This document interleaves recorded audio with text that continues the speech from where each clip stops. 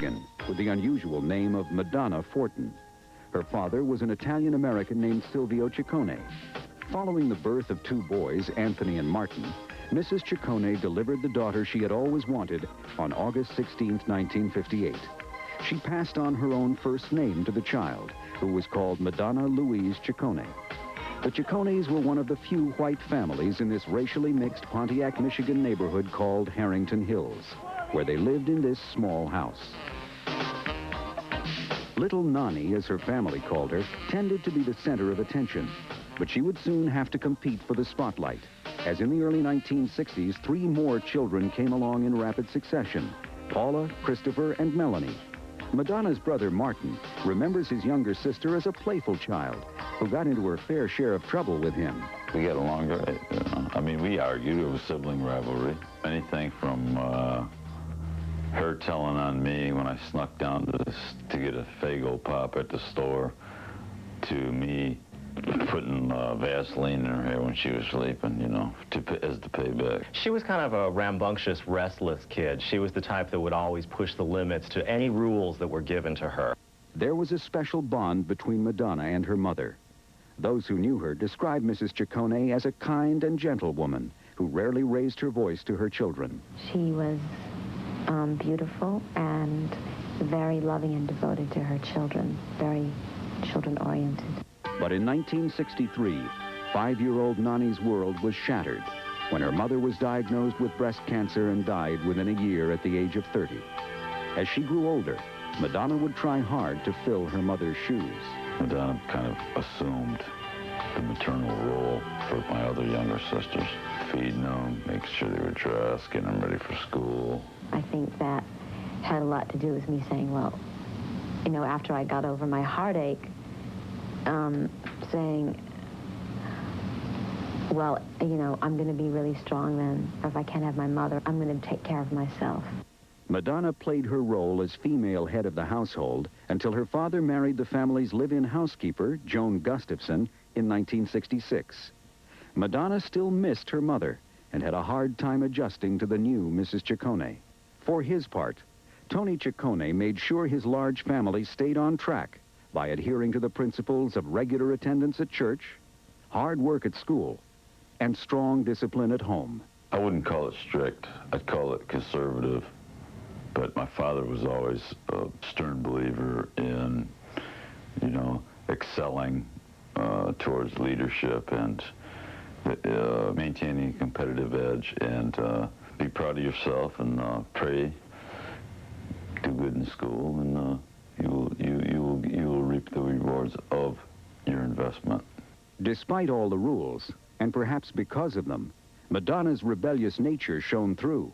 She went to a strict Catholic school, and she was the first one always to rebel. She would go peek in the windows of the nuns' quarters to see them in their underwear, to see what they looked like without their habits, or see if they had any hair.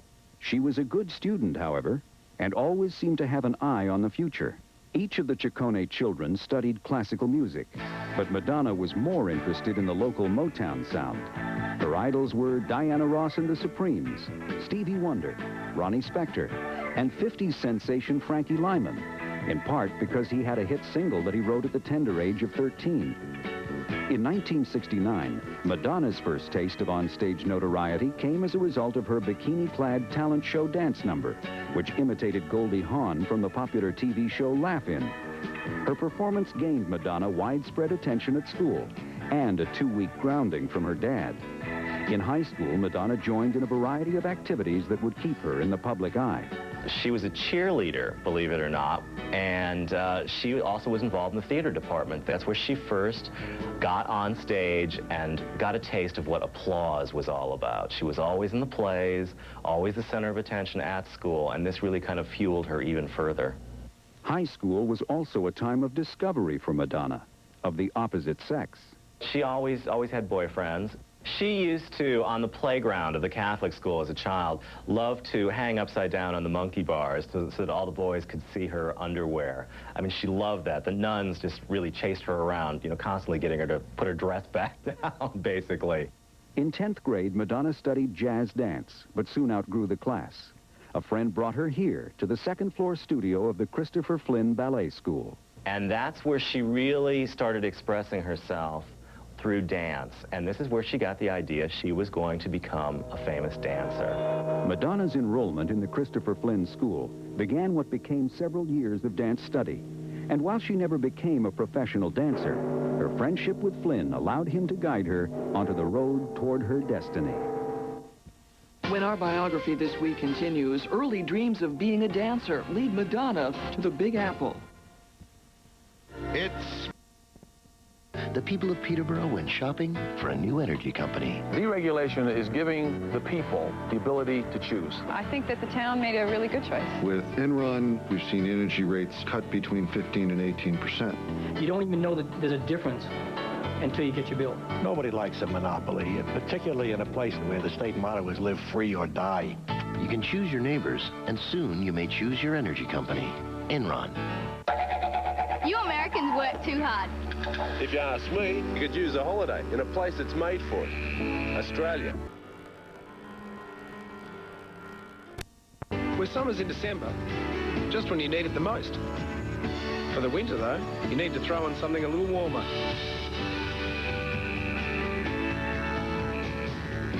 Well, to hear g'day. G'day. And catch yourself saying it back. Although you'll be saying it with a funny accent. Well, the zoos and museums are always open. For a day in the water can include both the rainforest and the reef. Where 2 weeks can fill the rest of your life with stories. It's where your next holiday should be. So why don't you pop on down? There's plenty of room. For a free Australian travel planner, ring us at 1-800-DOWN-UNDER. Hey, it's not as far as you think. Our biography this week of Madonna continues here on A&E. During her high school years, Madonna's dance teacher, Christopher Flynn, was tough on discipline and hard work. And while the 16-year-old may have rebelled against those principles at home, she now embraced them at the studio. Christopher Flynn soon became the most influential person in shaping Madonna's dream for the future. Christopher, he was the first gay man that Madonna met, and he took her to the other side, quote-unquote, of Detroit, so the seedier side, into the nightclubs, and she danced the night away and was quite free-spirited and learned a lot in a short period of time. After Madonna graduated from high school in 1976, Flynn became a dance professor at the University of Michigan and convinced his young protege to audition for a scholarship there. She did and got it. When choreographer Whitley Satrakian met Madonna in 1976, Whitley was in the market for a fourth roommate to share an apartment in downtown Ann Arbor. I guess my immediate impression was one of a combination of fascination and intimidation. The 17-year-old college freshman struck her roommate as someone who did everything to the fullest. She was up in the morning, out the door, in class before everyone else, warming up. She dragged me out of bed. I couldn't quite keep up with her. We'd go out dancing at night on a Saturday night, stay out very late. She'd be up early in the studio to warm up if she had a rehearsal on Sunday morning. I never could understand that. She was not easy on herself. She lived hard and worked very hard. Go ahead, Madonna. Shown here in rare footage of a university dance recital, Madonna was a hard-working student, applying almost single-minded concentration to her dance courses. She soon found her way into Michigan dance professor Gay DeLange's technique class. DeLange remembers her as a standout from the beginning. She had many qualities that young dancers desire. She was lean. She had a nice edge to her muscles. She was hungry, great appetite. She was sassy. She was kid-like. Chewed gum and lived on Brock's butterscotch candies. She definitely was disciplined, hardworking, a pleasure to be with. She was young, just a kid. During her 3 semesters at Michigan, Madonna got good grades, but graduating soon became less important than launching her career. She wanted to be a dancer. She wanted to go to New York and get in a good company. On the urging of Christopher Flynn, Madonna took off for the Big Apple to seek her fortune, armed only with $37 and a dream. summers ago, I made my first trip to New York City, my first plane ride, my first cab ride, and I didn't know where I was going. I didn't know a soul, and I asked the taxi cab driver to drop me off in the middle of everything. So he dropped me off in Times Square. Anyway, I was completely awestruck. Arriving in New York City with little more than the clothes on her back, Madonna's survival instincts kicked in. And it wasn't long that very same day that she aligned herself with someone on the street and started spieling out her story. Hi, I've just arrived in town. I don't have any place to stay. Next thing she knew, she was in this guy's apartment, staying there, according to her, on the sofa. And this is basically how she lived by her wits in New York. She lived in rat traps, survived by doing odd jobs. In November of 1978, Madonna auditioned for the highly respected Pearl Lang Dance Company. One day she came in with a T-shirt torn all the way down the back and an enormous safety pin. It must have been a foot long, holding this together, and it was dragged off of one shoulder. And I looked at it and I thought, if she doesn't take the eye out of her partner, she'll do something one day. Madonna was among several chosen that day, but neither a stint with the Lang Company nor a brief workshop with Alvin Ailey were enough to break her into the highly competitive New York dance world. Ironically, it was her offstage dancing that led to a career change. At a party at Pearl Lang's house, Madonna caught the eye of former boyfriend Norris Burroughs. She had leopard skin tights on, and she was kind of spinning like a dervish in the middle of the floor. And there were, you know, dancers all around, but it seemed, the sense was that she was in the center. And she was, you know, getting center stage, even though it was a room full of dancers. Burroughs eventually introduced Madonna to his friends Dan and Ed Gilroy, who had a band called the Breakfast Club. Usually on the lookout for a place to stay, Madonna wound up moving in with the Gilroys into the old boarded-up synagogue they used as a rehearsal hall and living space. There, they began to teach her how to play some of the instruments. She learned how to play the guitar. She learned how to play some organ, and they put her behind the drums for a while, but eventually she wanted to sing. And Dan and Eddie both sang, so it was like sometimes she would get up and sing, and they would sing, but eventually she wanted to sing more. I think she kind of had found her, you know, her muse, her idiom. She'd found the best vessel for her drive, and it was being a rock performer. She used to play guitar, you know, and front the band. It was kind of like Band of Gypsies, too, I called it. It was a power trio. And, you know, she'd dance on the tabletops and break up things. In the summer of 1979, Madonna was interested in any avenue to stardom. She sent these photos and a handwritten resume to amateur filmmaker Stephen Lewicki, who had placed a local magazine ad which said, "Wanted, woman for low-budget movie, no pay." He had an idea for a film called A Certain Sacrifice. It was about, people climbing their way around New York and using each other. And Stephen Lewicki told me there was something about her photos that just made me want to meet her. I had to meet this girl. So he met her, they talked.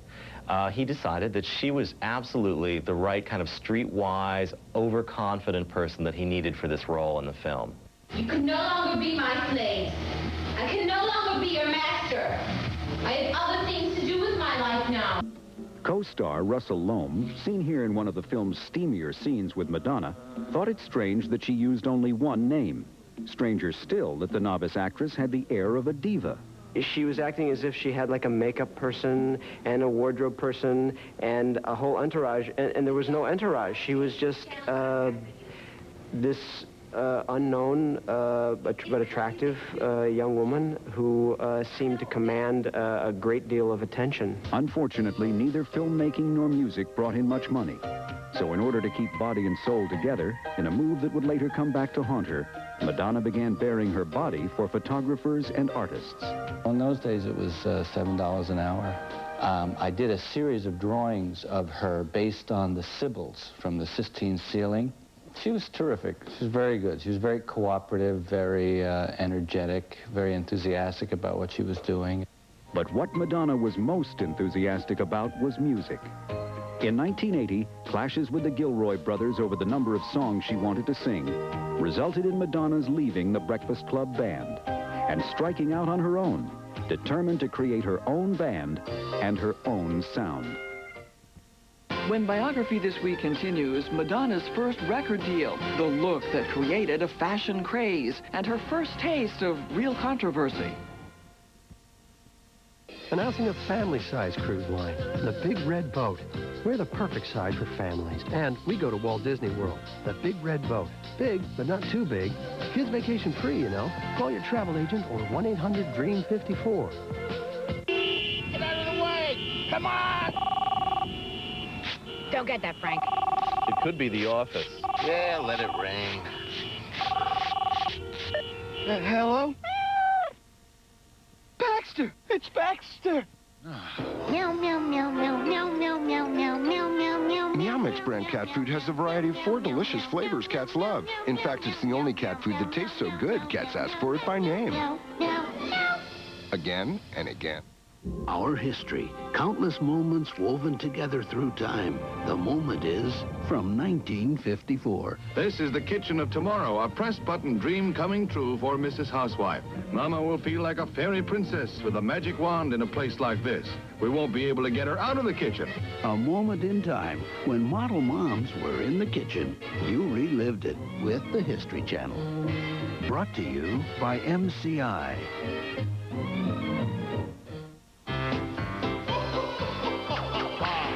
Among all the other bad jokes this April Fool's Day is an expensive one most long-distance phone companies play on their customers every day. You end your call, but they keep charging you, sometimes for almost a minute longer. MCI's plan rounds to the next 6 seconds. With MCI, you talk for 1 minute, 6 seconds. You pay for 1 minute, 6 seconds. And that can save you money. Is this a great time or what?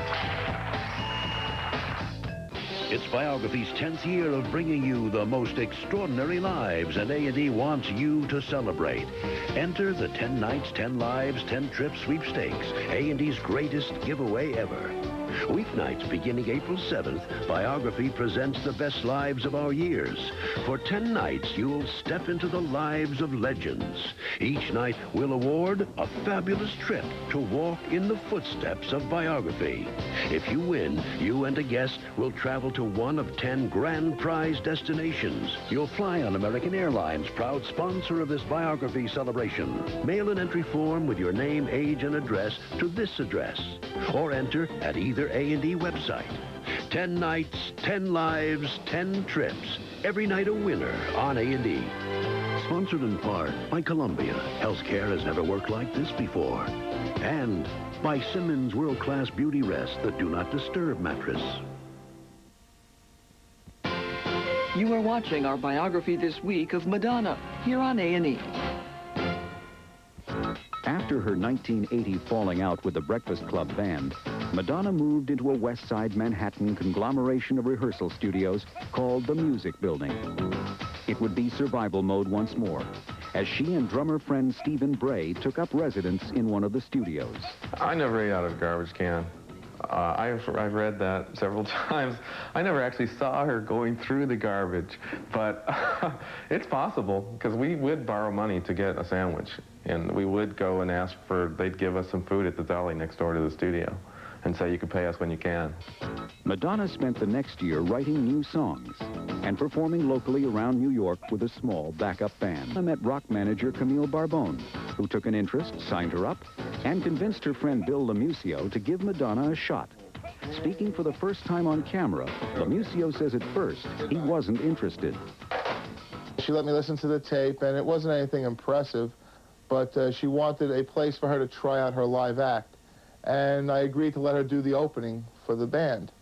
Now, my band was the house band, and they were pretty popular. Out came Madonna and the band, and 3 break dancers that Camille picked up in Times Square, and proceeded to blow my band off the stage. She really was phenomenal. She was a great talent. You could see it immediately. And after 3 songs, she was getting called back for encores, and the band that I had was having a hard time getting on the stage. So from that point on, I asked Camille if she needed a partner on this, and she said yeah, and we started working together. Madonna and her new backup group made a name for themselves on the local college circuit as a band called Emmy. We had several names. Emmy, after Madonna, and I think we were modern dance when I first when I first moved there. We were the Millionaires at one point. There was a lot of names. When she decided to call the band Madonna, I threatened to quit, though. Madonna's popularity began to climb, attracting fans not only to her singing, but also to the second-hand street clothes she wore on stage. Within the next 6 months, she had a contingent of kids dressing like her and following her from gig to gig. Her managers were impressed with Madonna's success with live audiences, but attempts to impress record executives with her demo tape didn't go as well. One of them even said she sounded on the tape like Minnie Mouse on helium. There was a lot of comments like that, that, oh, the tape was no good, she'll never go anywhere, but that was such garbage. All you had to do was come down and, take a look at her perform live, and that was it. But eventually, word about Madonna's stage presence got around. There were, I would say, no fewer than 5 labels at the dressing room door knocking. Literally. The heads of A&Rs were down there knocking on the door with business cards in their hands. The prospect of success and how to manage it led to infighting. And in 1982, Madonna would once again shed old partners and set off in search of fame and fortune on her own. She survived once again by taking odd jobs around New York City, singing backup vocals for the likes of new wave dance artist Otto von Berner, and even heavy metal icon Ozzy Osbourne. And at night, Madonna took her demo tape to Manhattan hotspots like Danceteria, where she tried to convince the trend-setting DJs to play it. Well, the first night, I said, no, I want to listen to it first, which is always good policy because you never know what someone's giving you. And I brought it home that night and listened to it. And the second night, I threw it right on and got an amazing response. As it turned out, it was just another one of Madonna's great pop songs. She writes nursery rhymes for 5-year-olds to grandmothers. Kamens proposed a partnership. If he got her a record deal, Madonna would let him produce her first album. Madonna accepted. Kamens got the tape to Warner Brothers, and eventually into the hospital room of Seymour Stein, the president of Warner Distributed Sire Records, who was recovering from heart surgery. I was just vegetating there. When I heard the tape, it was a song called Everybody.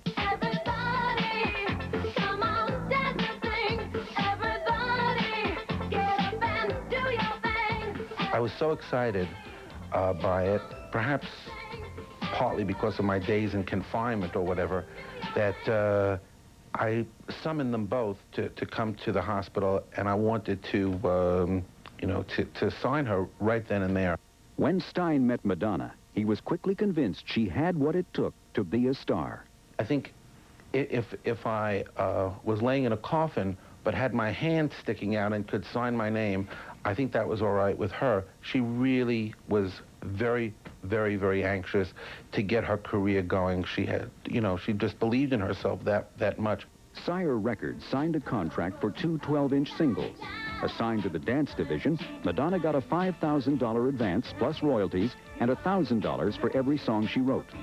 Mark Kamens produced the single of Everybody, which soon proved Stein's hunch correct as it climbed to #1 on the dance charts.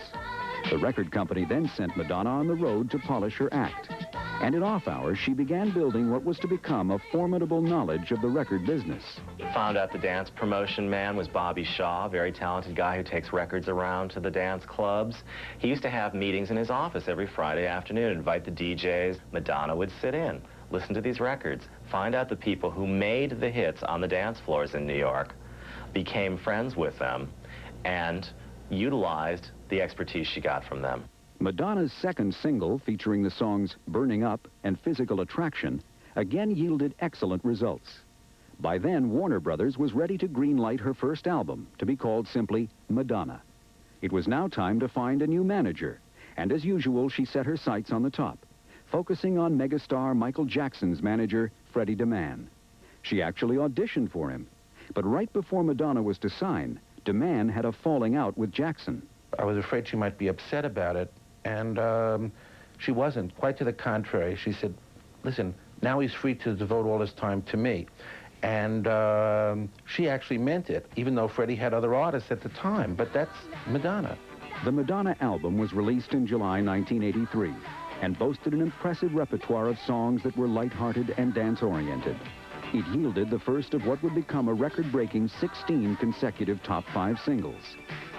Music videos from the album for the first time exposed viewers to Madonna's look, including her top-knotted hair, crucifix earrings, and T-shirt ripped to show off her belly button. Across the country, new fans were captured by Madonna's simple sexiness. She stood out. I mean, especially in a category, in a field of music, where a lot of records had become, they were hit records, but very few hit artists. But her appearance rubbed some people the wrong way and exposed Madonna to her first taste of real controversy. Many felt her use of crucifixes was sacrilegious, but for others, the crosses became part of a growing Madonna fashion craze. Madonna was unrepentant, refining her look and sound in her second album, Like a Virgin, released in November 1984. Director Mary Lambert would take Madonna to Venice to shoot the title video. We had a great time shooting it. It was really fun. We went to Venice, and we had to have a lion, so we had a lion shipped up from Rome. And the lion master was really worried when he saw the crew, because he said if anyone had their period, the lion would eat them. And everyone was a woman on the whole thing. So I promised him, not a chance. By early 1985, the Like a Virgin album had sold 3.5 million copies in just 3 months. Madonna and her album received an extra boost with the release of Desperately Seeking Susan. The comedy about a housewife and a street urchin was Madonna's first acting role in a real film. It was originally supposed to be a star vehicle for Rosanna Arquette, and here Madonna, as the accessory character, ends up stealing the entire show. She brought to that role the Madonna that everyone fell in love with, that streetwise, wisecracking, don't get in my way or I'll walk over you type of street girl. And this was exactly what the role in Desperately Seeking Susan was. Director and crew were pleasantly surprised at Madonna's businesslike professionalism on the set. As for co-star Arquette, publicly she posed for pictures and professed to be best friends with Madonna. But privately, she was reportedly furious that her intended star vehicle had been hijacked. While Madonna had learned to weather controversy, she was unprepared for the firestorm of publicity in 1985 when Playboy and Penthouse both rushed to the stands with nude photos dating from her struggling days in New York. Publicly, she shrugged, but privately, she worried. We had watched Penthouse magazine the year before destroy Vanessa Williams' Miss America reign. Now Penthouse was poised again to ruin Madonna's career. Instead of ruining Madonna's career, it was like trying to put out a fire with gasoline. It made her bigger and bigger. And I think she realized right then and there she was indestructible. Indeed, the controversy further fueled Madonna mania. By the time Warner Brothers sent her out on her first concert tour to promote Like a Virgin, she was well on her way to the superstardom she had always dreamed about. Attaining stardom was one thing, but proving her longevity in both the music and film industries was still to come. When Biography This Week continues, Madonna's marriage and her debut on Broadway. I like knowing my family gets a home-cooked meal. But with my schedule, there isn't always enough time to prepare. So when I can't cook, we rely on Stouffer's. Their baked chicken tastes as good as mine, and I feel good serving Stouffer's. They use 100% chicken breasts and real potatoes. Oh yeah, this passes my homemade taste test.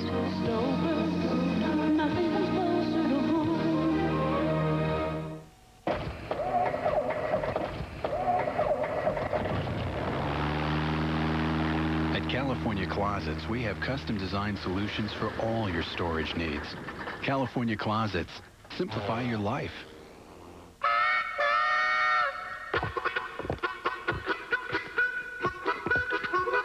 At California Closets, we have custom-designed solutions for all your storage needs. California Closets, simplify your life.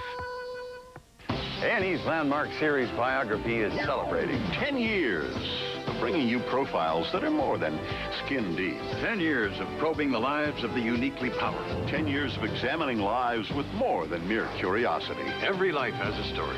Biography. 10 great years, only on A&E. Now you can make your own jewelry with beads from Dazzlers. Glass beads? Fimo beads. Metal beads? Bone beads. Ceramic beads? Stone beads. Unusual beads. Seed beads. Austrian crystal. And stringing material. Dazzlers, for beads and collectibles. Corner of Grape and Day Roads, Mishawaka. What's in a name? Attorneys whose only business has been helping injured people. What's in a name? Over 90 years of combined experience. What's in a name? Attorneys who spend their time researching the evidence and aren't afraid to fight for victims' rights in the courtroom. Sweeney, Pfeiffer, and Morgan. Attorneys for injured people.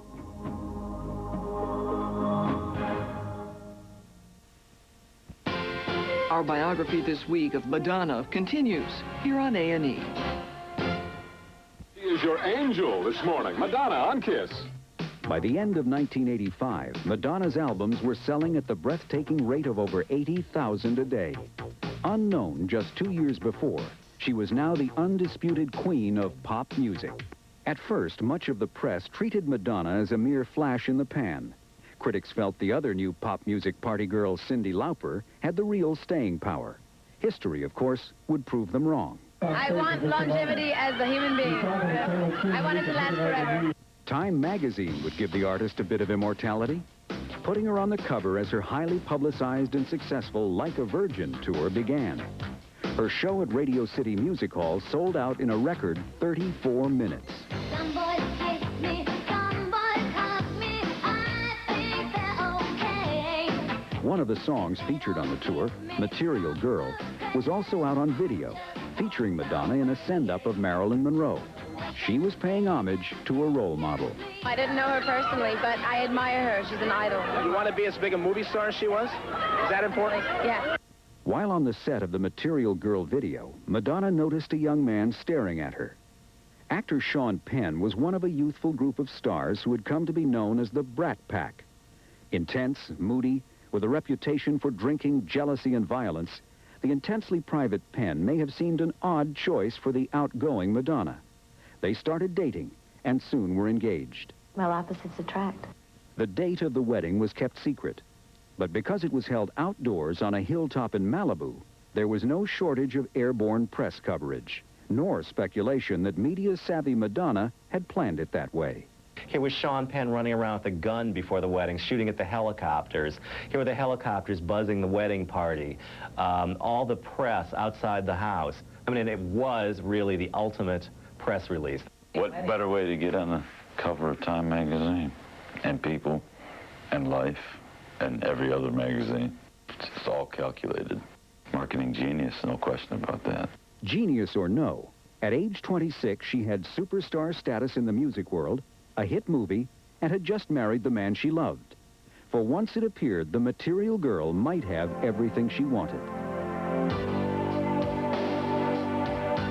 But there would be no honeymoon for Sean and Madonna from the press.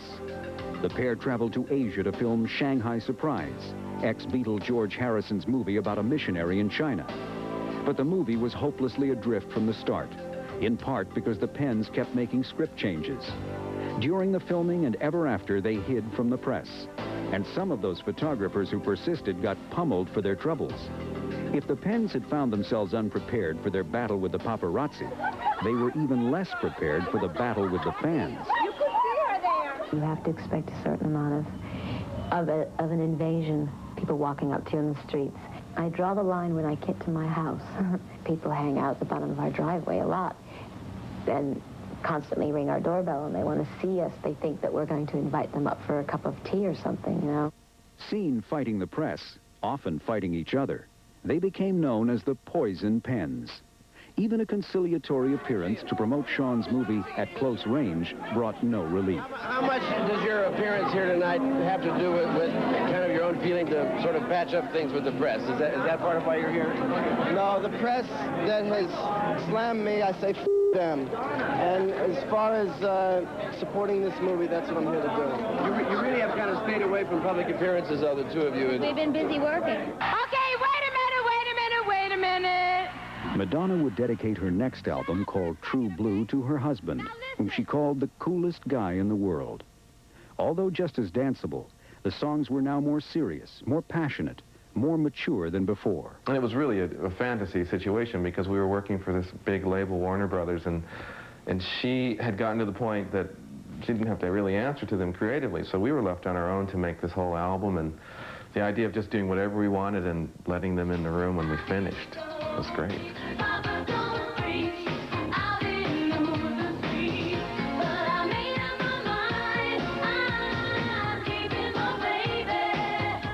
One after another, the singles from the album climbed the charts. But none climbed into the public consciousness as much as the first, Papa Don't Preach, about an unmarried woman who decides to go through with a pregnancy. Madonna had predicted controversy, but now the critical tables were turned. Madonna don't preach, you lose more than sleep the world. Madonna found herself under attack from liberal supporters and championed, although fleetingly, by the right. We saw it as like a Harper Valley PTA kind of a song, and we just liked it. We had good drama appeal to it. I don't think she knew it was going to rock the Vatican. I think that I'm misunderstood, but I think that's okay. I don't expect everyone to get everything that I'm about. Papa Don't Preach helped boost sales of True Blue over 17 million worldwide. The album benefited, as would many that followed, from controversy, but also from Madonna's new look. Short blonde hair accented what would henceforth remain an incredibly well-toned body. Madonna had hired a trainer and began a relentless exercise program that would ever after have her working out, running and biking for 2 to 4 hours a day, 7 days a week. Madonna was anxious to revive her film career after bombing in Shanghai Surprise. She settled on a comedy script about a girl let out of prison who goes after the guy who framed her. Originally titled The Slammer, the film's name was changed out of sensitivity to Madonna's husband currently awaiting sentencing on assault charges. In 1987, Who's That Girl would be a song, a movie, and a world tour. I'm standing in the middle of Times Square looking at all you people who've come to see me and my movie, and I'm completely awestruck. Snubbed by critics and moviegoers, Who's That Girl, the movie, would end up another bomb, but not the concert tour. There were near riots in London. French objections, fearing similar problems, were turned aside when Prime Minister Chirac's daughter persuaded him to intercede, and that drew kisses and a check for AIDS research from the rock diva.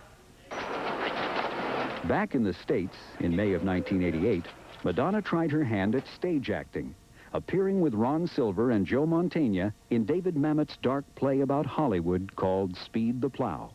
It felt like really good sex. It didn't feel that way to the critics, however, and she would once again suffer their slings and arrows. But with record ticket sales, the Madonna play, as it had become known, handsomely rewarded its backers. Offstage during her Broadway run, Madonna took up with earthy and openly bisexual comedian Sandra Bernhard, leading to gossip the two were having an affair. Let's take a walk on the water side.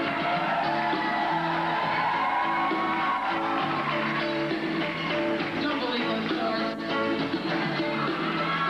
Believe those stories. Madonna only half-heartedly denied the rumors. The gossip's most negative effect may have been on her husband, who had been given to several public fits of drunken, jealous rage over her past affairs, both real and perceived.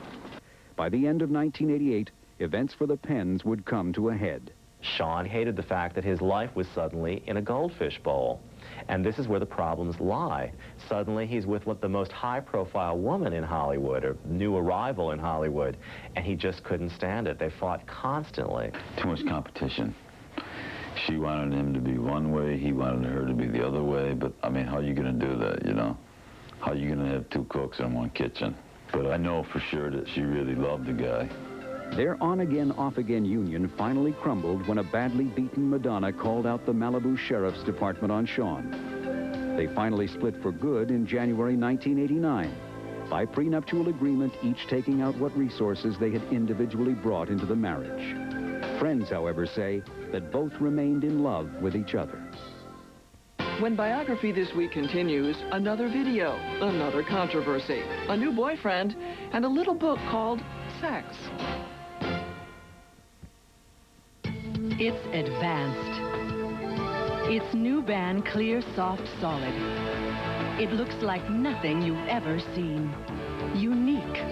Its shape-to-fit applicator puts the right amount in the right places, so it goes on smoother. Powerful. Its powerful protection goes on better. Clear. Clean. With no messy white stuff. New band Clear Soft Solid. Clearly advanced protection. I run a small business, Wilderness Air. In Kodiak, Alaska, we provide some of the best salmon fishing in the world. One of the things that Pete likes about my mailboxes, etc., is that we're able to provide a lot of the services that a small business owner needs. It's not just shipping fish. The fax machines, the copiers, receiving my mail, airplane parts, coming and going. Everything that one business needs in one location. I've brought John 65-pound king salmon. They're more like this. No, they're this thick. Mailboxes, etc., making business easier worldwide. Your retirement plans. Let's see. You have Social Security. There's your pension, but then your company downsized. You must have made investments.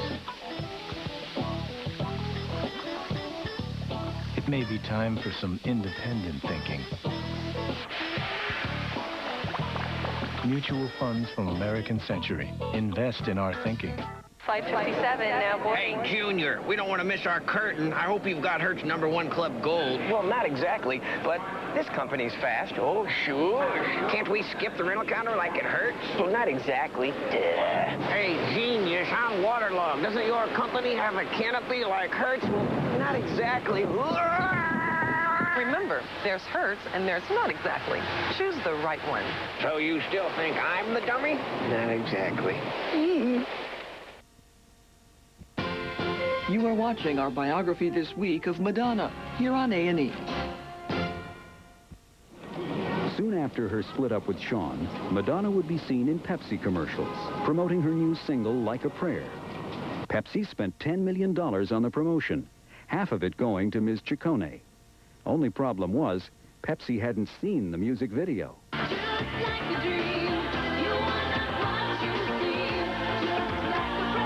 The video featured a scantily clad Madonna dancing in front of burning crosses and making love on an altar. I felt that it was a song about ecstasy, and very specifically sexual ecstasy as it relates to religious ecstasy. We listened to it together and we agreed that it was about ecstasy, and then Madonna said she thought she'd like to make love on an altar in the video. This one just evolved.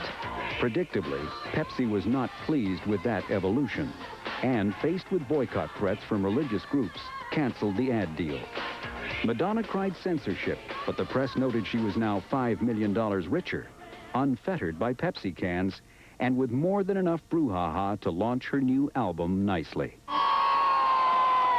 To many, it may also have seemed a natural evolution that two of the world's sexiest stars would become lovers. By now, Madonna was hardly a box office booster, but she landed the role of Breathless Mahoney in Warren Beatty's movie Dick Tracy by promising to work for Union Scale, $1,400 a week, and a percentage of the gross. Publicity swirling around the romance between the two stars helped boost the Disney movie, which ended up one of the top films of 1990. Madonna's next film, A League of Their Own, about an all-female baseball league, would win her favorable reviews. But not so her other efforts, which seemed to be largely preoccupied with the subject of sex.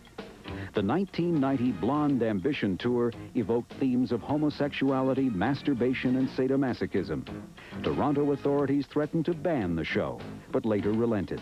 Not so Italy, which canceled 2 concerts. The tour exposed fans to a different side of Madonna, now darker and grittier than ever before. I'm very interested in darkness. I'm very interested in street life. I'm interested in the grittiness, the underside of life. The side that isn't so beautiful. The side that isn't so perfect. Truth or Dare, a documentary of the tour, would be one of Madonna's biggest hit movies. Her 1990 single, called Justify My Love, earned Madonna a coup that had previously eluded her. It was banned from MTV. Madonna once again protested all the way to the bank. When she went in to make the video for Justify My Love, she didn't make a video for the purposes of having it banned, so it couldn't be shown, so we'd have to release it, and it wound up selling more than any other video in history. I think she just believes in what she's doing. Over the next year, the sex theme gathered momentum. A 1992 picture book called Sex, secretively sealed in protective plastic, featured Ms. Ciccone in a variety of explicit nude poses.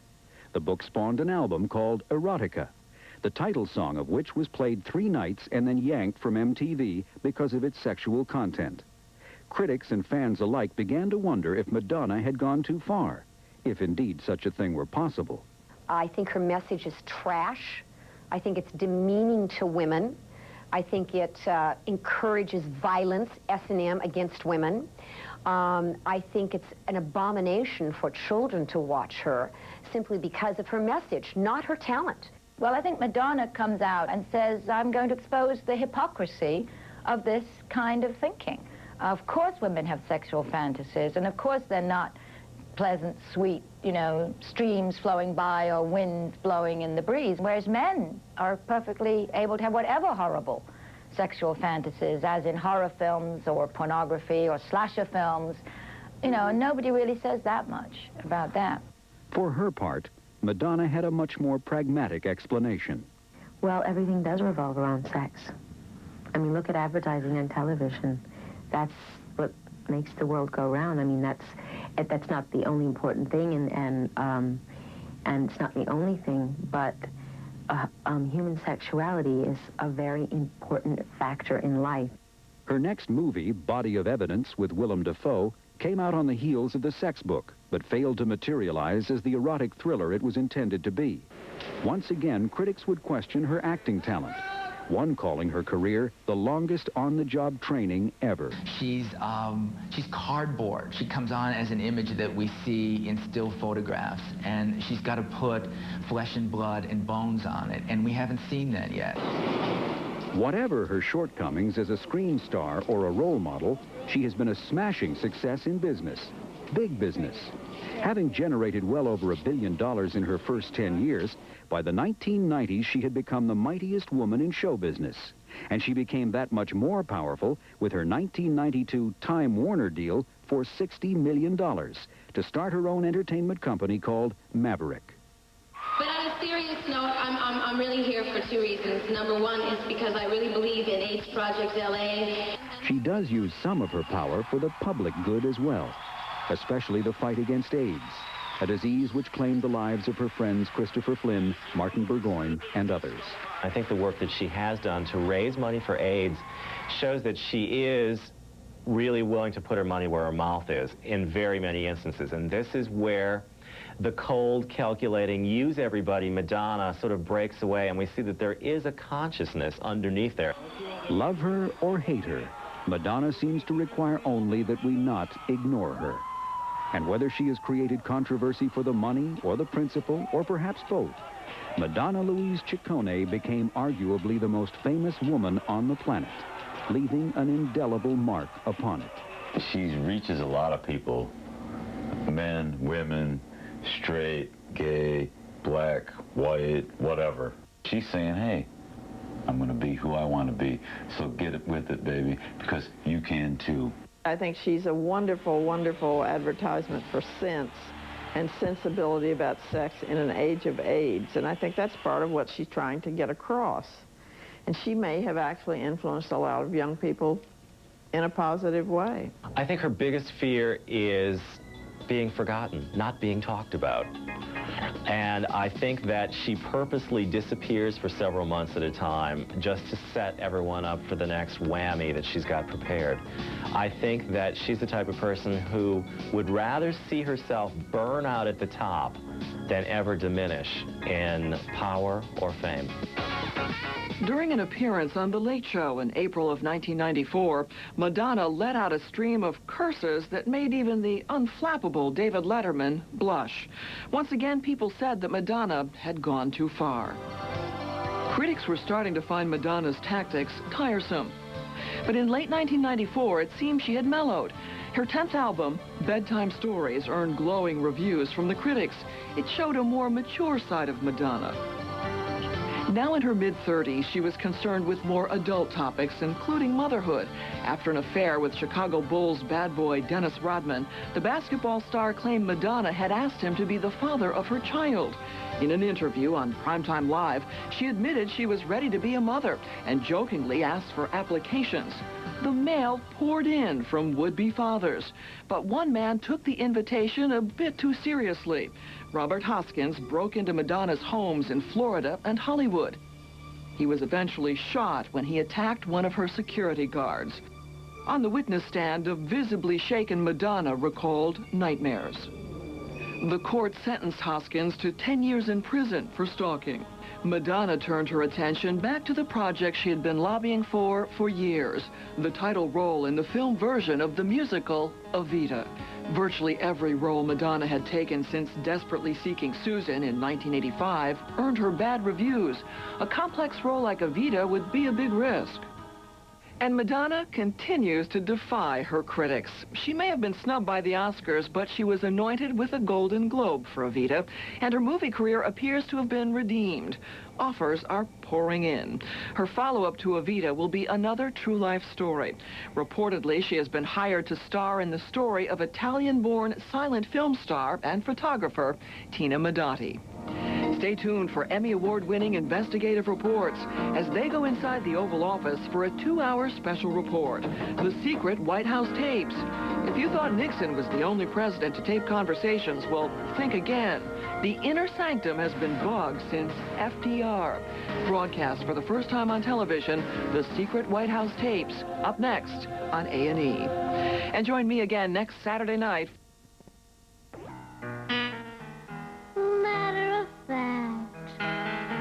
I'm forced to admit it, caught in the act, and maybe we've hit it. Is this strange new feeling something that you're feeling? Okay, honey, that's enough. That's enough. Little contemporary for my taste, but very nice. You're hired.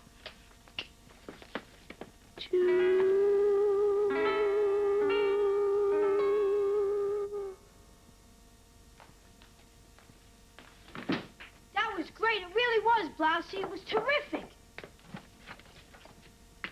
Blousy! Blousy, come back, will you? What's the use? Besides, Phil, I gotta go.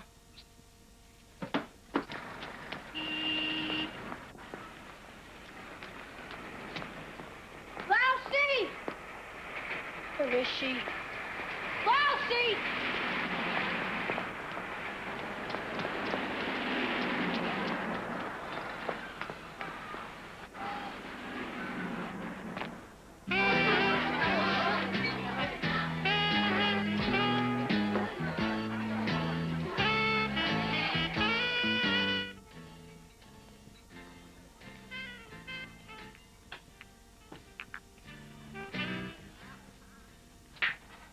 The show's going swell, boys. Good. It's just the way I wanted it to be. Tutto go solo stesso. Recorded it? Same number of drinks, same everything. Can't let them know they got us on the run. Come here, I gotta show you something. Knuckles, I've sent for someone to help us out of a little predicament. No 10-cent dummy. A specialist. A doctor? Not a doctor, you Bilberry. A hoodlum. I thought we were hoodlums, boss. Not a thumb bomb, Knuckles. This guy's the real McCoy. Not Looney Bugonzi. The Looney Bugonzi? Yes, the very same loony off this trolley, mad as a hat of Bugonzi. Best man in Chicago. Here's what we do. We arrange ourselves a meeting with Dandy Dan. Looney hides in the back seat with me. You drive, right? Right. But I don't drive, boss. You what? Credito Sazi, you don't drive? Right. We get ourselves a driver.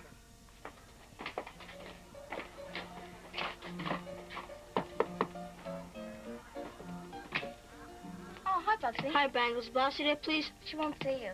Tell her I'm sick. You're sick? Yeah, sick of waiting.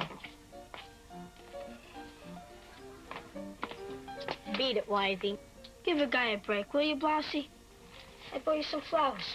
I'll see that Tallulah gets them. Quit being so smart, will you? They're for you. 5 minutes, girls. I have to go. I was thinking of getting a job. You don't get paid for standing in bread lines, Buster. A legit job, I tell you. We could save some money, enough for a ticket to the coast in Hollywood. Sure, I'll believe it when I see it. Hey, Bugs, you drive? Sure. Why? I'd like to earn some green stuff. As long as you're not talking about cabbages. Step inside. I've got a little proposition to make to you. Flowers for me. How nice. Grazie, amigo. Nothing. Put these in some water.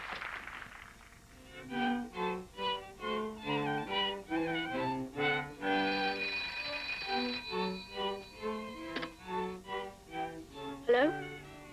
Yes? Who shall I say is calling? 1 minute, please.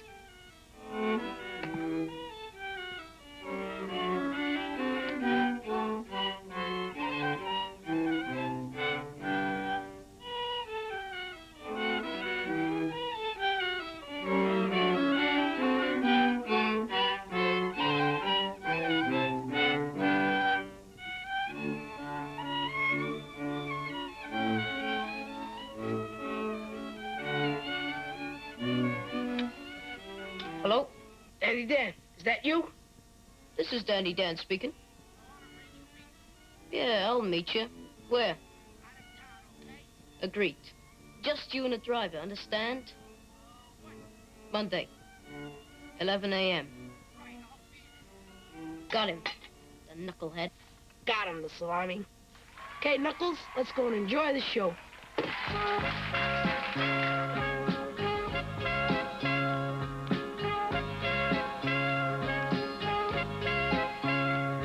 My name is Tallulah, my first rule of thumb. I don't say where I'm going or where I'm coming from. I try to leave a little reputation behind me. So if you really need to, you'll know how to find me.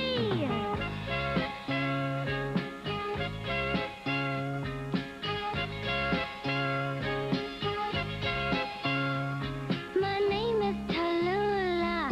I live till I die. I'll take what you give me and I won't ask why. I've made a lot of friends in some exotic places. I don't remember names, but I remember faces.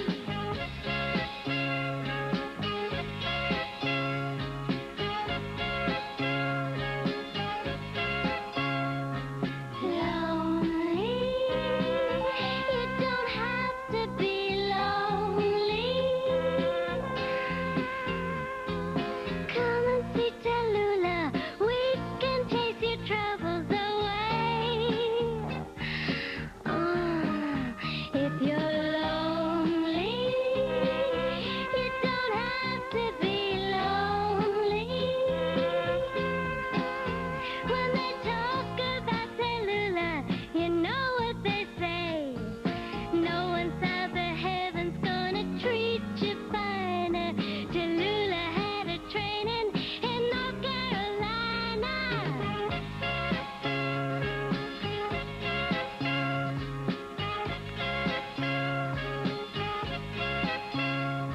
My name is Tallulah, and soon I'll be gone. An open invitation is a road I'll travel on. I never say goodbye because the words upset me. You may forgive my going, but you won't forget me.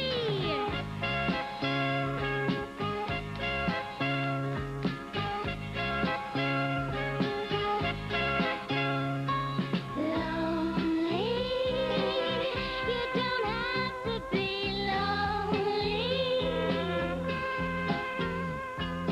Come and see Tallulah, we can chase your troubles away.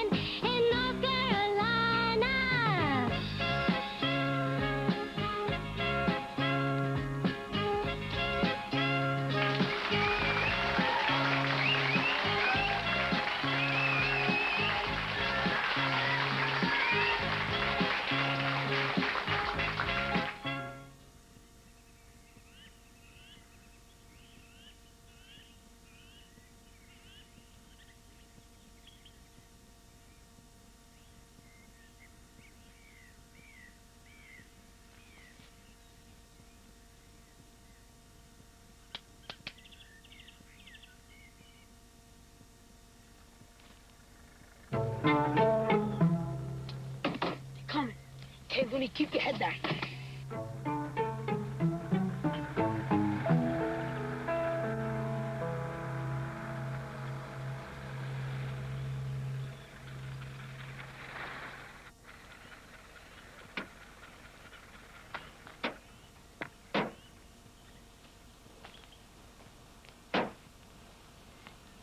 What can I do for you, Sam?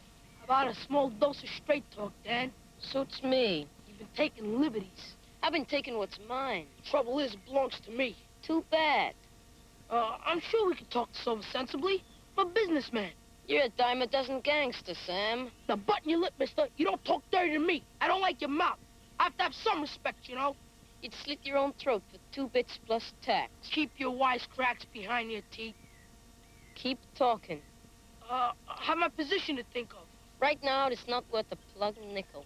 You're a dirty rat, Dan. You've been watching too many movies, Sam. Okay, Looney, let him have it. Charlie, Yonkers, it's a double cross.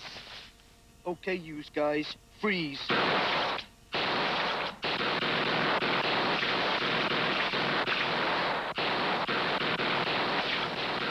Looney! Looney, what's the matter with you?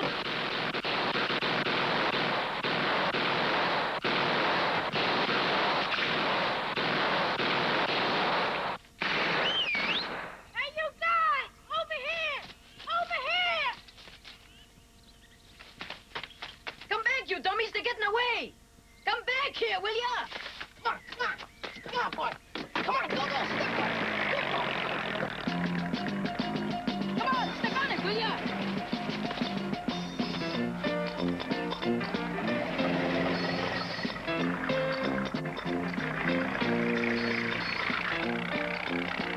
Come on, Bugs, we're gonna lose him. Drive faster, come on.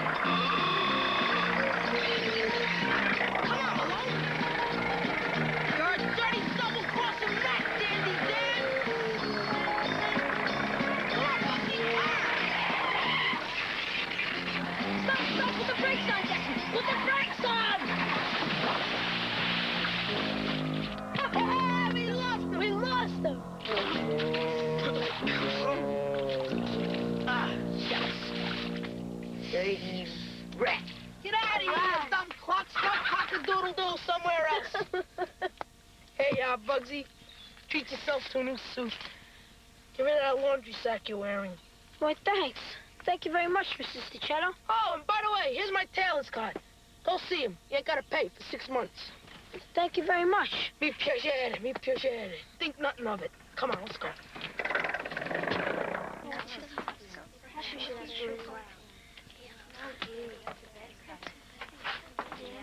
What do you think, Tilly? Don't you think I look kind of cute? I don't know. Come on, Dottie, what do you think? I don't know, Bangles. Maybe the color's wrong. What are you talking about? Purple's my color. I always wear purple. Don't I always wear purple? Yeah, it matches your nose. Maybe it's the length. It's the latest length. I read in the magazine. Here, look. Maybe it's frills. They stick out too much. They match your ears. Frills are in. Look at this picture of Lena Morelli. Lena Morelli's not Bangles to Belle. So what's wrong with Bangles to Belle? Do you think I'm better than you? Look better on a horse. You're just jealous. Can I help it if my looks are ahead of their time? They're what? Full of character. Kind of earthy. Yeah, like a bucket of mud. You creep! Get lost! How about you, Blousy? You think I look terrible? You tell me, Blousy. Do I look cute or do I look terrible? Honestly, Bangles the Bell, you look terrible. What are you looking at anyway? Nothing.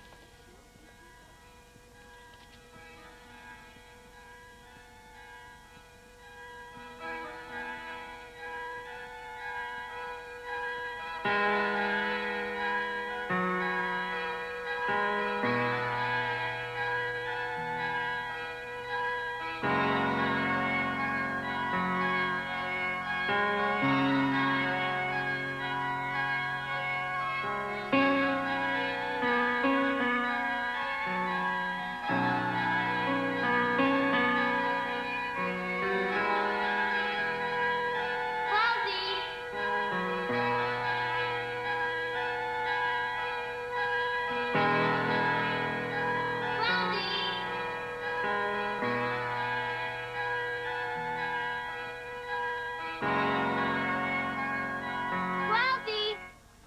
It's for you. It's Bugsy. Give him my love.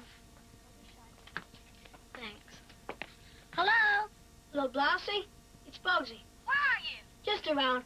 Look, I can't talk now, but I just made myself $200. You mean you printed it yourself? No, I earned it. Doing what?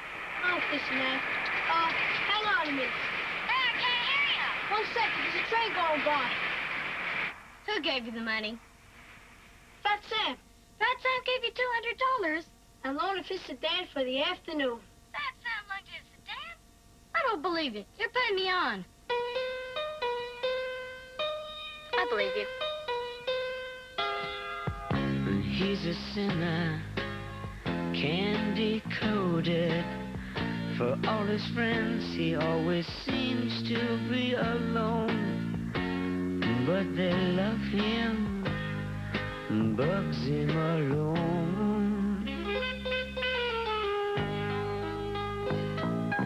A city slicker, he can charm you with a smile and a style all his own. Everybody loves that man, Bugsy Malone.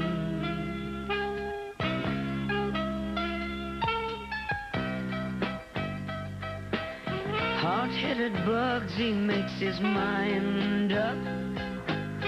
Don't mess with Bugsy or you'll wind up wishing you'd left well enough alone. He's a man, a mountain, he's a rolling stone. And will he leave you sad and lonely, crying? I couldn't say, but it's known that everybody wants that man, Bugsy Malone.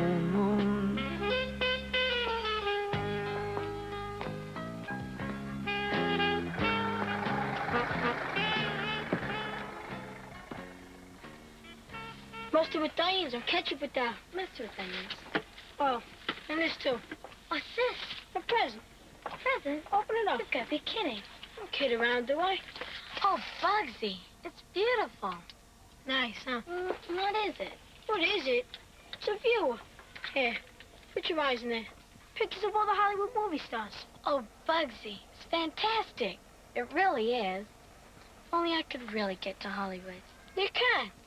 Sure, Wising. I know. In the front row of the Roxy Theater on East 38th Street. No, really get to Hollywood. Keep talking. $1.80 for the view, right? 10 cents for the hot dogs, right? There's $198,010 for surprise me. 2 tickets. 2 tickets? How many tickets you need? 2 tickets to ball game? 2 tickets to Hollywood, Tommy. Oh, Bugsy, that's great. That's really, really good. Hey, knock it off, will you? You're putting me on. It's the honest truth. I'm picking him up tomorrow. Right now, I better drop you off and get Fat Sam's car back, or else I'm not going anywhere.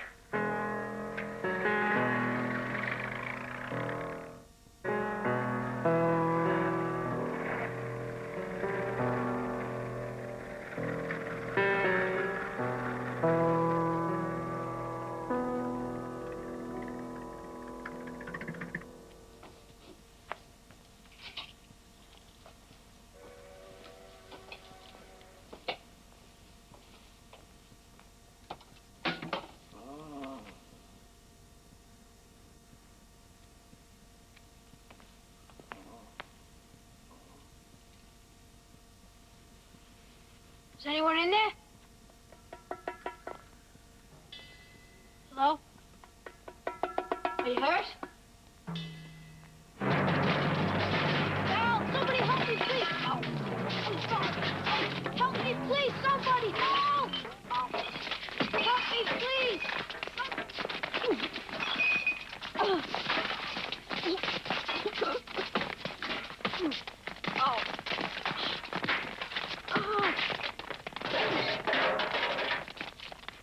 They take your money, mister? Yeah, $200.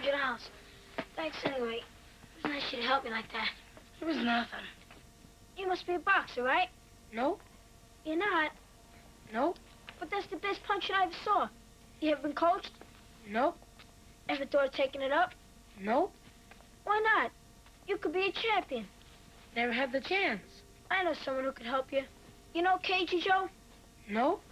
You must know Slugger's Jim. Nope. You don't know much, do you? Nope. What's your name anyway? Smith. Leroy Smith. I'm Bugsy Malone. Put it there, Leroy. You got yourself a manager. You know what the first thing I'm gonna do with you is? No. I'm gonna treat you to one heck of a meal. Hey, I thought they took your dough, man. Who needs dough?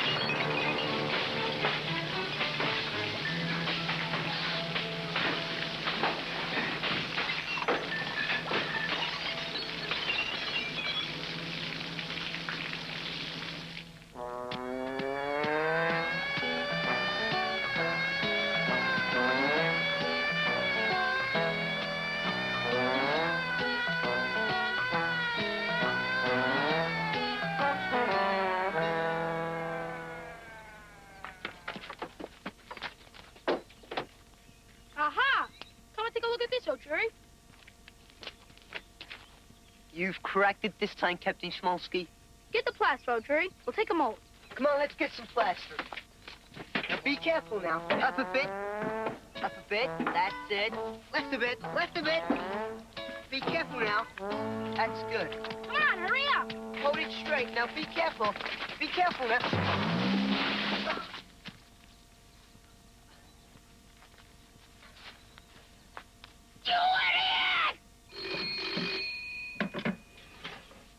So, what? It's no good, boss. They've got to the steel. The whole lot's gone. Not the sarsaparilla racket as well. Get around here right away. I can't, boss. Why not? I'm all tied up. I don't care how busy you are. Get around here right away. Careful, you idiot! No! Jerry! Don't worry, Captain Smolsky. We'll break you out as soon as we get back to headquarters.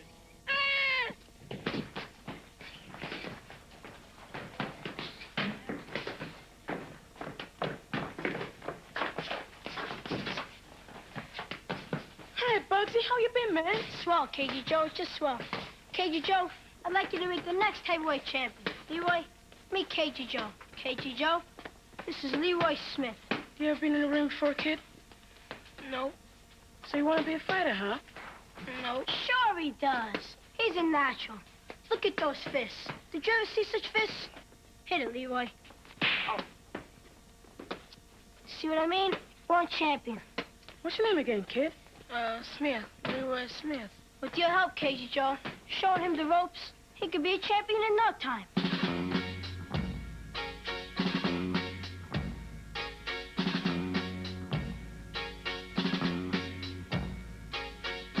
So you wanna be a boxer in the golden ring? Can you punch like a southbound freight train? Tell me just one thing. Can you move in a word like a hummingbird's wing if you need to? Ooh, that's fast. Can you bob, can you weave, can you fake and deceive when you need to? Well, you might as well quit if you haven't got it.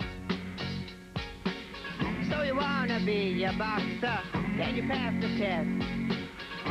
tell if you got it in you. I've trained the best. Well, you work and you sweat and you bet, 'cause you trained you a buzzsaw. Then you nearly lose your mind when you find that your boy has a glass jaw. So you might as well quit if you haven't got it. Put him in the ring, Joe, look at what you found. We can use a fun Joe, pushing him around. We'll show him the ropes and destroy his hopes. Put him in the ring, Joe, give the guy a chance. Let him feel the sting, Joe, we can make him dance. We'll pump him to bits, then he'll call it quits. For sure, Joe. Come on, Leroy, come on. So you wanna be a boxer, wanna be the champ. There's a golden boy inside you, not a punched out tramp. If you listen and you learn, there's an honor you can earn in the bend here. When you do see the crown, you're a king, not a clown, a contender. But you might as well quit if you haven't got it. Put him in the ring, Joe, something new to punch. Let me have a swing, Joe, then we'll go to lunch. We'll make it quite swift, then he'll get the drift. Put him in the ring, Joe, chicken a la carte. Let me have a wing, Joe, tearing him apart. That chicken will crow. Let me have him, Joe.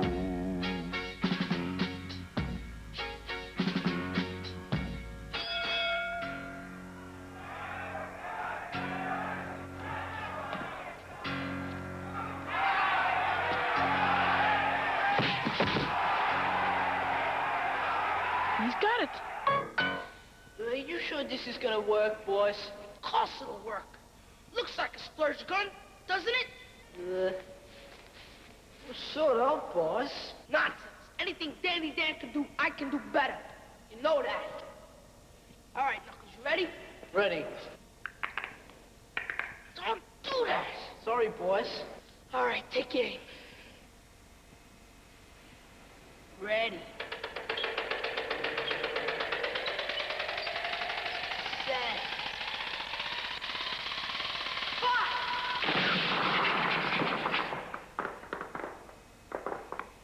Missed. It's back to the drawing board, Knuckles. Knuckles. Knuckles, speak to me. Knuckles, fala como é, Knuckles. Diz coisa, bebê. Bebê diz coisa, Knuckles.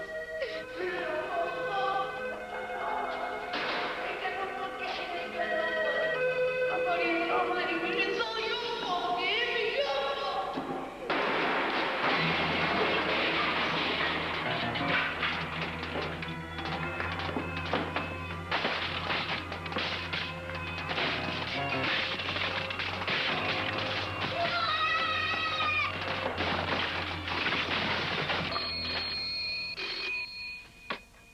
Well,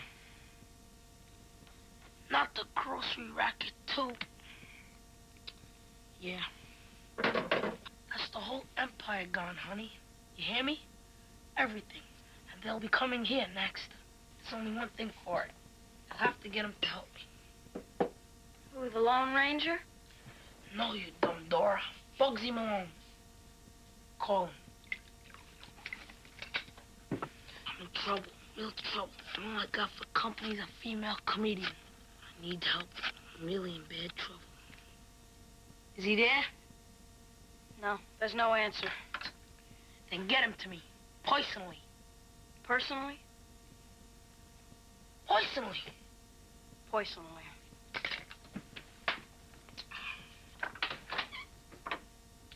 So long, lover boy.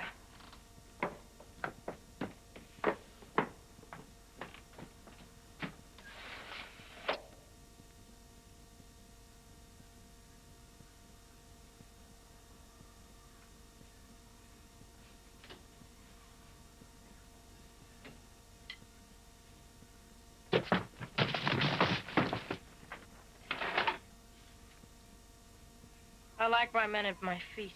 What are you doing here, Tallulah? I brought you a message.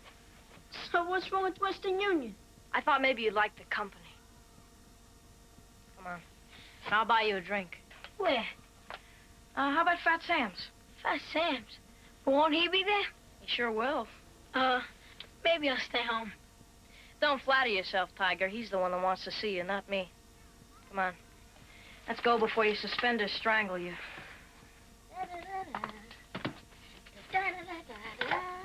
I'm gonna Hollywood.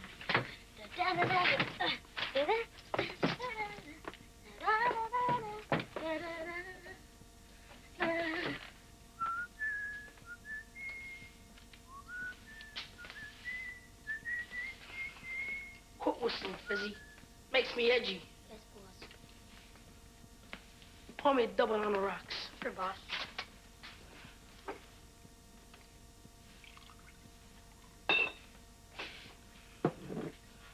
What's so funny, Buster? Find me amusing? No, boss. I'm sorry. I wasn't smelling at you. Honest, I wasn't. Find my suit funny or something? No, boss. It was your flower.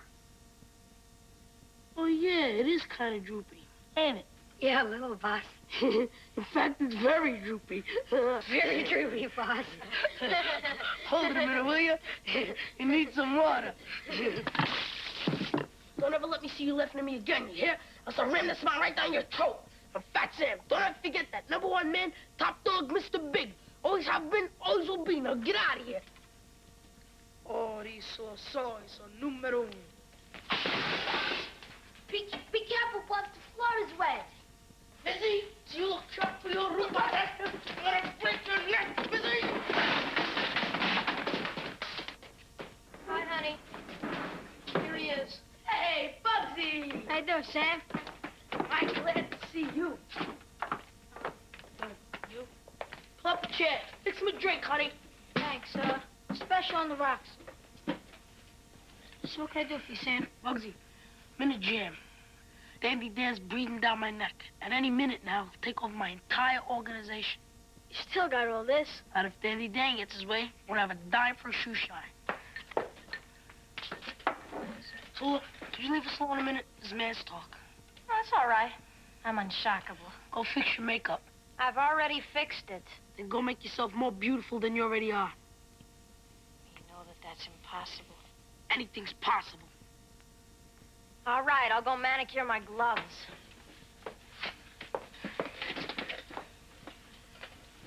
Bugsy, believe me, my gang's all gone. My business is in ruins. My friends don't want to know me. I'm a wreck. In short, Bugsy, I need your help. Why me? You're no mug. You got brains up there, not pretzels. Nah, it's not my line.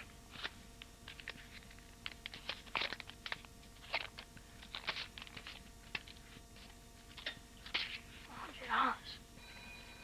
Do we have a deal? Hello? Bugsy, it's for you. I think it's blousy. You got a deal. Hold on a minute. He won't be a second, honey. All right, I'll see you, Bugsy. Hello, Blousy. What are you doing there? Just business. With Tallulah? No. With Fat Sam. Did he get the tickets? No. You see, you promised me. I know. But Hollywood could wait a couple of days, can't it? You had no intention of taking me to Hollywood. I do. It's just that there's something else I gotta do first, that's all. You promised me. Trust me, will you? Look, I can't talk now. I'll call you.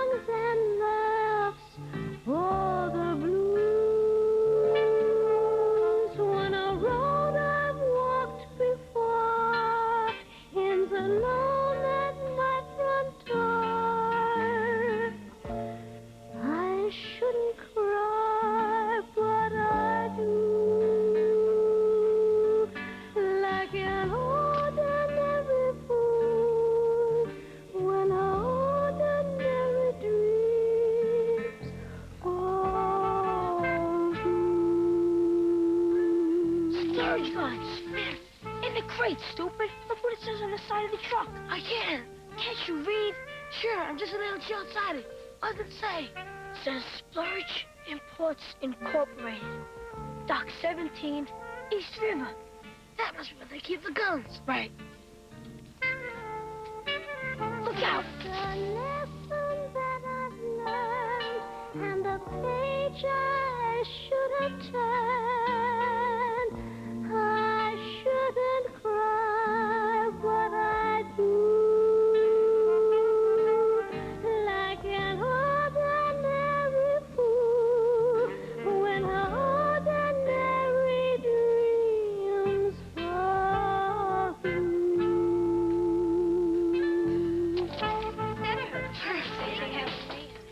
Well, hi, Blousy. Missed your train? Hi, Blousy. What happened? Guy let you down? That broad needs her head fixed. Yeah, you better believe it. Yeah. I was wondering if I could have my job back. Sure, everybody's welcome. More the merrier. Go right in. Hi, Blousy. Hi, Blousy. You ever see a broad carry a torch so high? Yeah, the Statue of Liberty.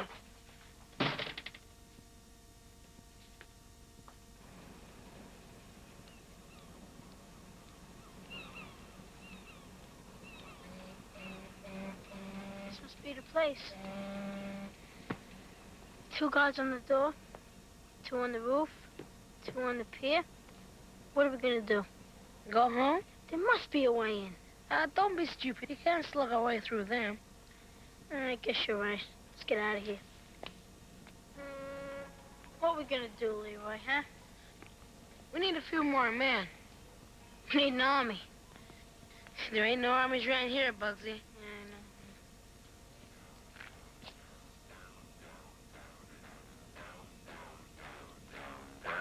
Hang on a minute, Leroy.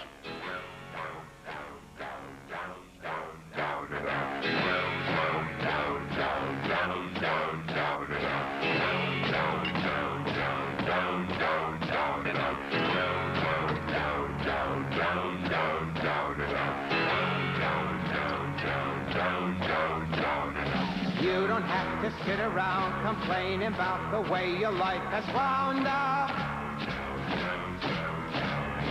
Think of all the time you're wasting. Time's a precious thing to let roll by.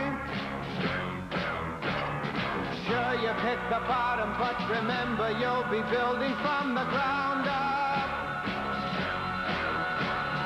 Every day's another step that takes you even closer to the sky. So give it a try.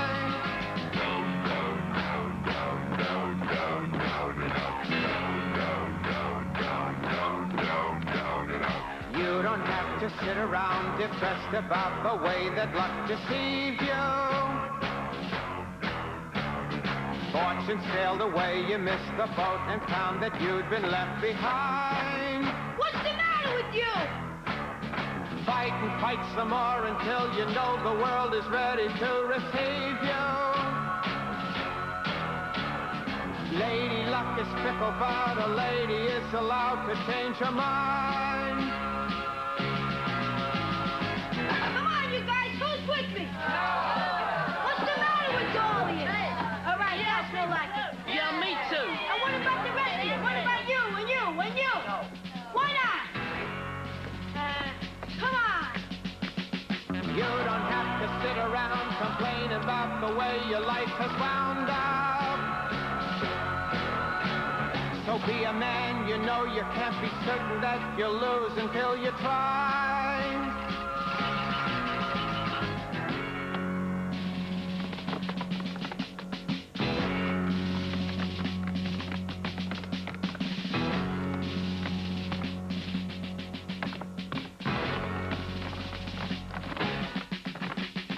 You don't have to sit around complaining about the way your life has wound up.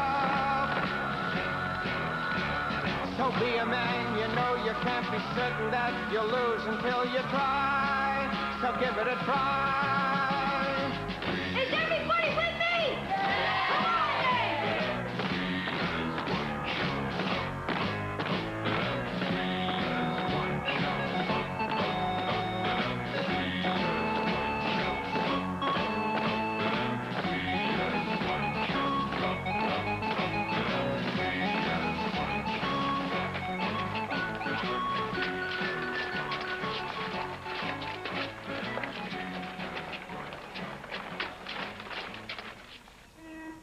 right, there they are. And this is what we're gonna do.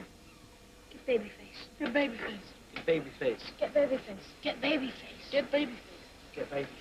Get Babyface. Get Babyface. Get Babyface. Get Babyface. Get Babyface. Get Babyface. Get Babyface. Get Babyface. Get Babyface. Get Babyface. Get Babyface. I am Babyface. What am I saying? Right, I gotta have courage. Here, give this to Babyface and hurry it up. Big courage, right. Right. Give this to Babyface. Give this to Babyface. Give it to Babyface. Give this to Babyface. Thanks. That's what I need. Okay, Babyface, you know what to do. I'm scared. Come on, will you get out there? Yeah, right. Get out there, right.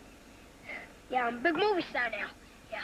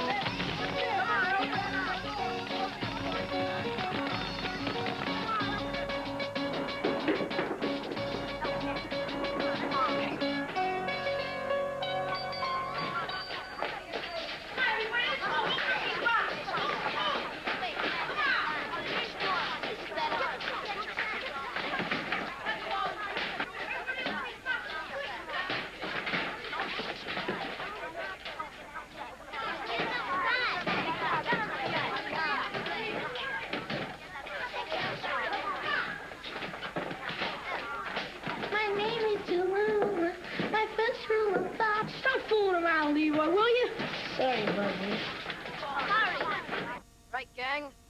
I don't have to tell you how important this is to me. This is the caper that's going to take the lid off of City Hall. This is the big one.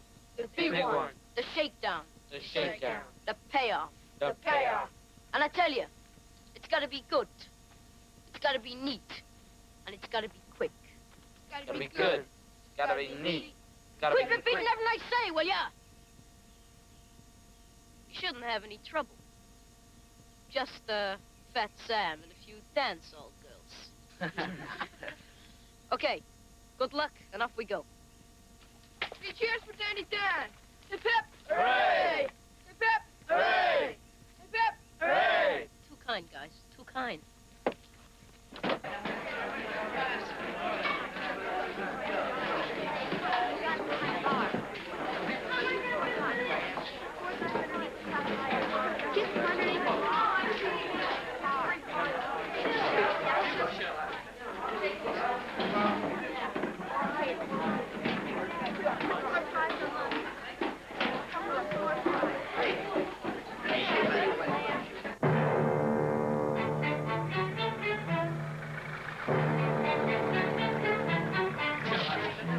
Jelly, open up!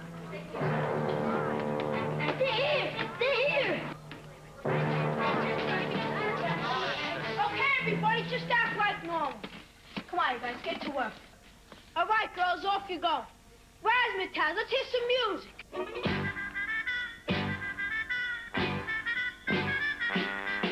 Anybody?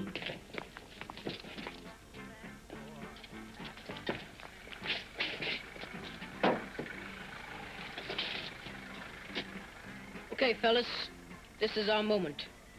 Keep a cool head and keep those fingers pumping. Because remember, it's history you'll be writing.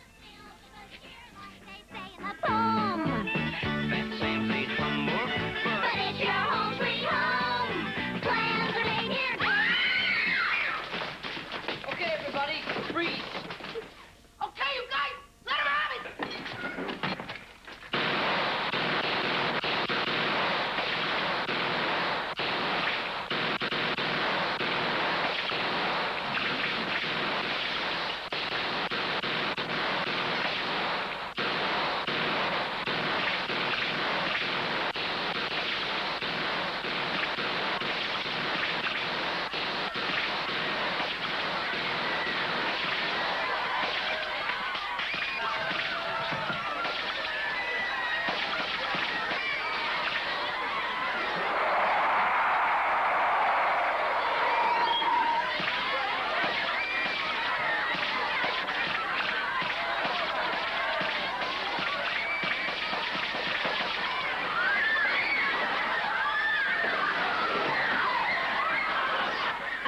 scenes have just been reported on the Lower East Side. There's been a frightful bad show down Why did you let us take it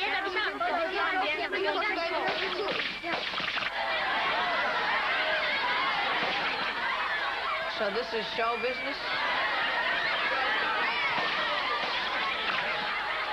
This is getting ridiculous.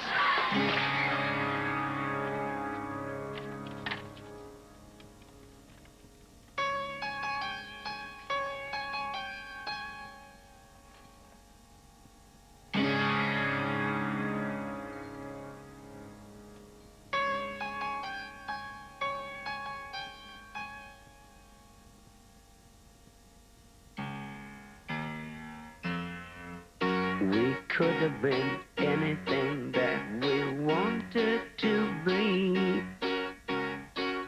And it's not too late to change. I'd be delighted to give it some thought. Maybe you'll agree that we really aren't 2, 3, 4. We could have been anything that we wanted to be. Yes, that decision is ours.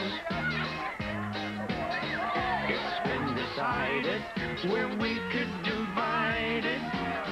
Let friendship double up our powers. We could have been anything that we wanted to be. And I'm not saying we should. But if we tried it, we'd learn to abide. We could be the best at being good. Flowers of the earth. Who could even guess how much a real friend is worth? Shake an open hand. Maybe we'll be trusting if we try to understand. No doubt about it, it must be worthwhile. Good friends do tend to make you smile. We could have been anything that we wanted to be. Yes, that decision is ours. It's been decided where we could divide it. Let friendship go of our powers. You give a little love and it all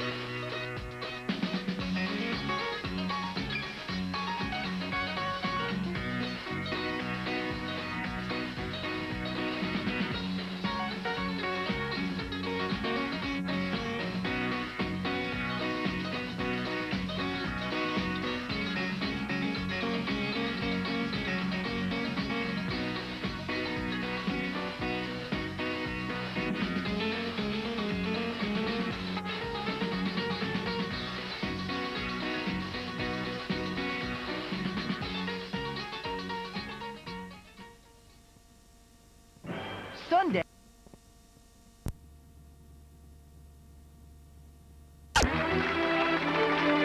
One 10001 or call 212-989-3622.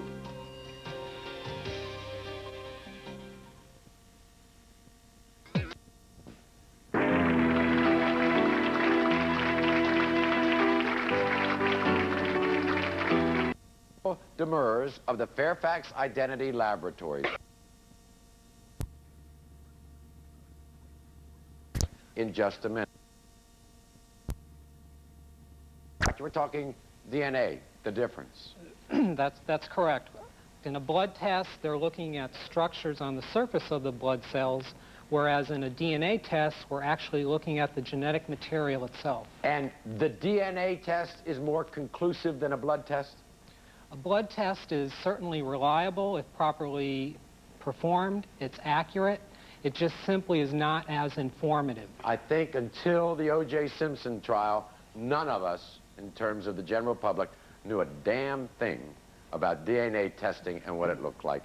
And here you are with the same kind of spots I saw on television last year out at that trial in Los Angeles. The end process of the DNA testing generates X-ray films or autorads, which contain profiles, which you brought up, the spots or bands on the X-ray film.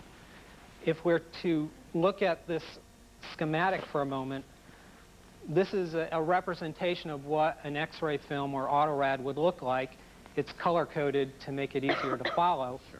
In the panel on the left, we have a case in which the tested man is excluded, and on the panel on the right, we have a case in which the tested man is included. In this situation, we see that the mother has passed this component on to the child.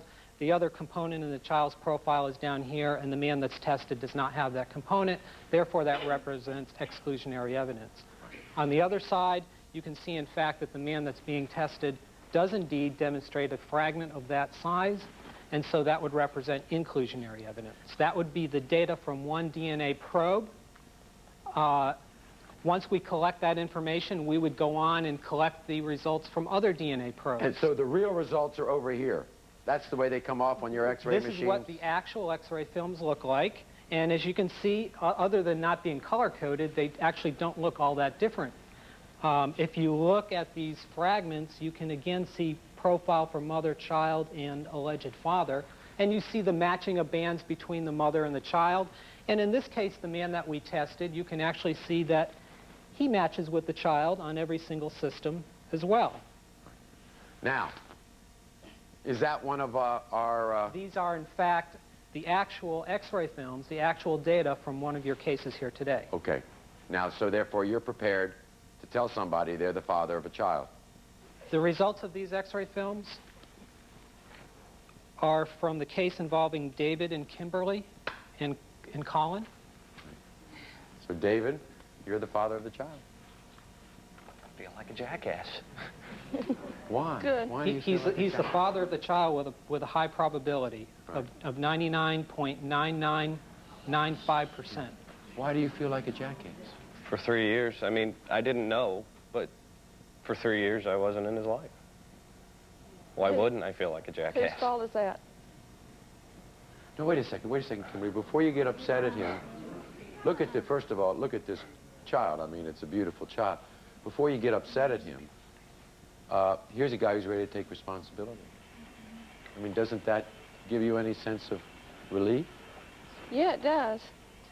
If he does what he says he's going to do. Right. And you don't want him in your life, right? I have always told David Biles that if he ever admitted and proved that Colin was his, he would have any access to Colin as a father. Right. But you don't want him back in your life. No, as far as we're concerned, no. And so you're in agreement with that. So no, the puzzle has been solved, David. And so I would think there would be a sense of relief and joy in that. There is. I'm happy that I'm a father. I just feel badly that I haven't been a father. I understand that. But he's 3 years old. He's not 13. That's true. And he's not 30. It's somewhere to start. That's right. Okay. Now let's move on. In our next case, Doctor, you have the results from Joshua and Jessica's test. Well, isn't that nice? I'm glad to see that, Kimberly. Yeah. Yeah, I'm glad.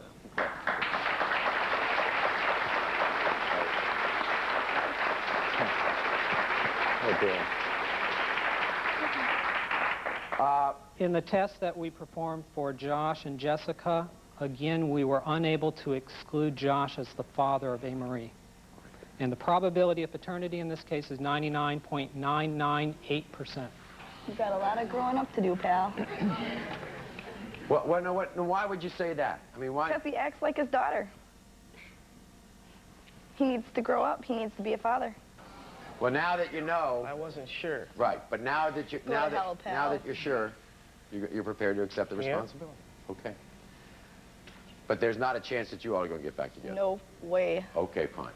When we come back, we're going to find out the results of the rest of our guests, and we all may be surprised. Next.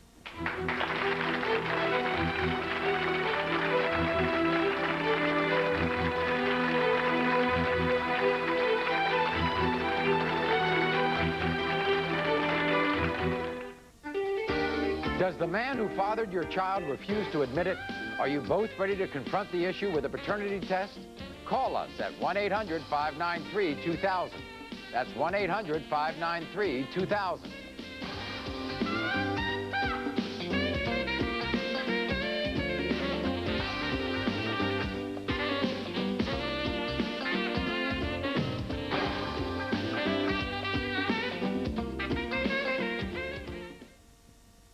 Right now, there's a critical demand for professionally trained medical assistants, and Michiana College can have you trained and job-ready in a little over 1 year.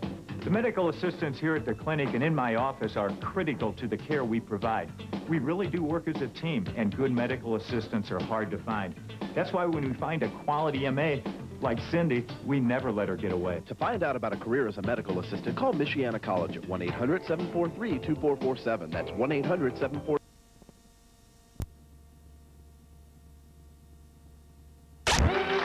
So we're talking about paternity tests. Actually, we're talking about, am I the father? And we've just found out that David is the biological father of Colin, his 3-year-old son, and he's happy about that. We also found out that Joshua is indeed the father of Jessica's baby and is ready to accept some responsibility. And now Dr. Demers has the results for our remaining couples. So what are they? Let's first of all go down and, you tell me. Well, we're going to start first with Paul and Heather. Paul and Heather. And of course, Paul's wife, Melissa's here, too. For the case involving Paul and Heather, again, the DNA analysis could not exclude Paul as the father of Jordan, and the probability of paternity in this case is 99.996%. Heather, you don't even seem happy about that. Oh, I'm very happy about that. You are. And Paul, how do you feel? It's good. It's okay? Yeah. And Melissa, you're ready to accept this? Yeah. I mean, to me, you know what? I think the key to this triangle, as far as I'm concerned, Melissa, is you. Is how much you will allow Paul I'm the one that's been to in the have middle this of this child whole in thing. his life. Yeah, I want him to. And I've been trying to tell him that from the beginning, and he's never even seen his daughter. Just the situation between these two. What did I tell you a couple days ago when we were talking on the phone? Okay, you drive by his parents' house almost every day. You can't stop and say, this is your daughter. I don't I've drive. seen you. He's seen you. How many Fords do you think there are out there in that world? With you in it? I don't drive by there. Heather, Please. Heather, are you glad this is over? Oh, it's... Here's a guy who's ready to accept responsibility. I can tell you that a lot of men out there don't accept responsibility in something like this. It remains to be seen. Okay. And what about now, you have a child as well. Yeah. So you expect this, I mean, you expect these two children to be with you on holidays and to... No, I don't expect anything. He's never seen his child because when she was pregnant, he tried to talk to her. He'd call her on the phone and she'd start yelling and swearing at him. I mean, I'm not... He's never called me. It will shock me if she actually brings her child to our house or calls us and says, come see your child. Will you allow that to happen? How can I bring her to your house when I don't even know where you live? I know where his parents live. Heather, will you allow that to happen? Will you allow that child to go to their house? Not right now, no. Why not? Because he's not been around. He's not been throughout the whole pregnancy. Because of you. After I had her. Well, he didn't believe it was his. He can come over to my house, or we can meet at a mall or something, and we can discuss about it. They can see Don't each cut a other father out of a child's life. Oh, now no. that you're sure and he's sure he's the father. I'm not going to let her go over to his house overnight. All right, fine. Right now, no. All right, let's move on, doctor. In our next case, the next couple we brought out were Bob, right? Is that Bobby right? and Misty. Right. In the case involving Bobby and Misty and Nathaniel, again, we could not exclude Bobby as the child of the father of Nathaniel, and the probability of paternity in this case is 99.93%. Can I see my son, please? You want to see your son? Please. You want to see him now? I'll tell you what, if you can just hold off, we will let you see him in a few moments, okay? How do you feel? You really... I don't know if they're tears of joy or... I get the feeling they're tears of joy.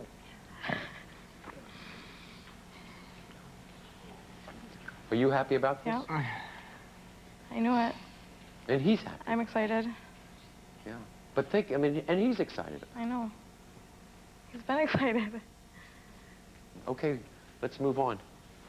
The next case involves James and Maria, and James Jr., and we could not exclude James as the father of James Jr., and the probability in this case is extremely high.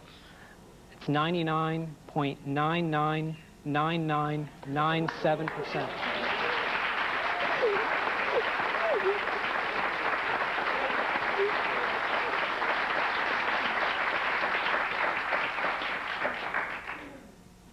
Well, I can tell you're happy. Yes. And how about you? Oh, I'm happy too. We don't have I to, always wanted a boy. We don't have to change the name of that child. No, thank God. No. Now we can keep our family together, because we have a daughter, too. Yes. Do you think you two can get back together? Yeah. Huh? All right. Should we bring the baby out now? This is Bobby's son. Bobby, you've never seen your son. You have?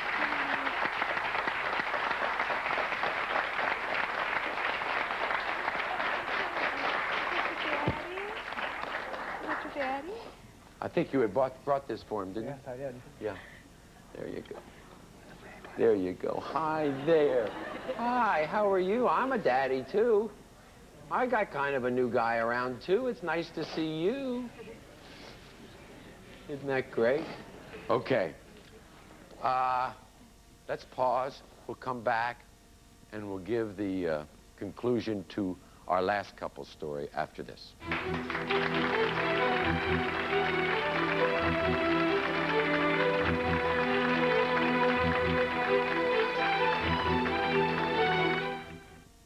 Enter the psychic. Now, with our remaining couple, you remember the story of Mark and Donna. They tried to have a child for a long time, before they were married and even after they were married. And then they kind of split up. And Mark doesn't think he's the father of this child. So, Dr. Demures, what did you find out in terms of the results of his DNA?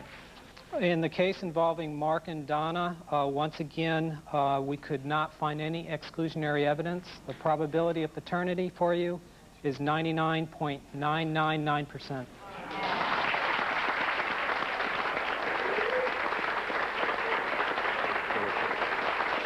Okay. Now, yeah, you wanted to say something. What did you want to say? Stand right up here. You wanted to ask the doctor something. We're curious. We decided among ourselves that the cost of a DNA test must be very expensive because these people didn't take it on their own. We're curious to know approximately the cost of a DNA test. The cost of a DNA test, on average, will be about $600 for a case. Okay. Yeah. And what did you want to ask? How many of y'all are going to get back together or remarry? Okay, how about that? What are the chances? There's a chance that you two will get back together? Yes. Okay. Bob, what about you? No. I don't... You don't know? No. How about you? David, well, you all have done, David and Kimberly, and we hear that you all aren't going to get better. And what about the two of you? We're going to stay together and work our problems out. You are? Mm-hmm. Well, isn't that great? And of course, Paul has another life. Yeah, Bob? Can I comment on what she said about the test? We were gonna have a test done. Okay, I mean, I didn't know. I didn't have any way of finding out until he was like, I mean, even though she did try and tell me, other things came in the way. When she came over to tell me, she didn't actually get it out because her and my ex had gotten into a fight. Okay, I found out actually that there was a chance I could have a son at 8 months old. So we were gonna have the test done, but it just so happened that we were accepted on the show. Okay. All right, now, maybe it's time. Everybody has agreed that the babies can come out here and be seen, except Heather, you wanted to talk. You wanted to ask Paul a question, didn't you? If he wants to see her, he has to say that he wants to see her, not have it come out through Missy. I would love to see my daughter, more than anything. Okay. So then why don't you see her? Is it okay now, Heather? Why don't we bring Paul and Heather's daughter out here first, okay? Here she is. There she is. Okay. How about that? And who is this? Is this... That's my boy. That's your boy? My boy. And here's Colin. Now, this is a little different here. Colin's now 3 years old. Hi there. Colin, do you know who that is? Who is that? Do you know who that is? She's Daddy. Finally. I think he'll get used to it. I hope so. I think he'll do just fine. We'll be back right after this.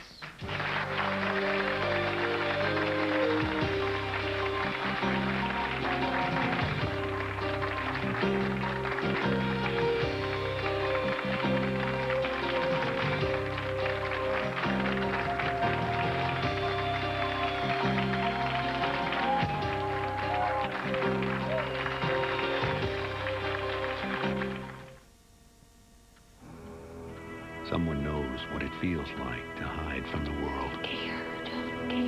Someone knows what it feels like to be afraid. I just want to die. Someone knows what loneliness feels like, what hopelessness feels like, what secrets feel like. Maybe that someone is you. If you have a problem with depression or alcohol, don't wait to call. And if you don't get help at Charter, please get help somewhere. For a great buy on a great mattress, this is your week to save. It's Book Up's big Sealy sale. Every size, every firmness, all on sale, up to 55% off. Plus 6 months free credit. And you're going to love your new Sealy. We guarantee it. We know your time is valuable, too, so at Bookhouse, you always get a 2-hour delivery window or even same-day delivery. So don't wait. The Sealy closeout sale is this week only. Only at Bookhouse. If you've been hurt in a car accident or any kind of accident, you need a lawyer. Our lawyers can help you get money. Call the Lawyers Group at 1-800-677-2020. Speak with a lawyer in your neighborhood for free. Your lawyer gets paid only if you collect money. So if you've been hurt in a car accident or any kind of accident, call toll-free 1-800-677-2020. We help injured people. Call 1-800-677-2020. Don't you love to be tanned? Now, with Sunquest Wolf Systems, you can get a beautiful tan in the privacy of your own home. Call 1-800-949-TANS for your free catalog and wholesale pricing. Buy direct and save from the world's largest manufacturer of tanning equipment. Units as low as $199. Turn your home into a tropical paradise. Call 1-800-949-TANS today. Financing for as little as $20 a month. Look good and feel great. Call now, 1-800-949-TANS. Gentlemen, we've made a most intriguing biological discovery. Seismic disturbances have led us to downtown South Bend, more specifically, Kovaleski Stadium, where we've unearthed the specimen. I've asked you along because, well, frankly, you dig sports. And I understand Chuck likes a challenge. We don't quite know what it is, but one thing is for sure. Opening day is April 8th, and the crowd's in for a big surprise.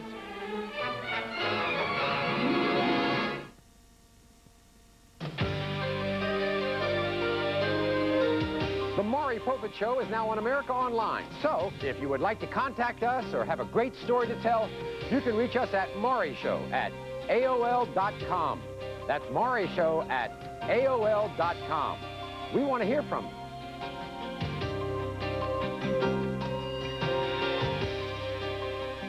What did you want to say?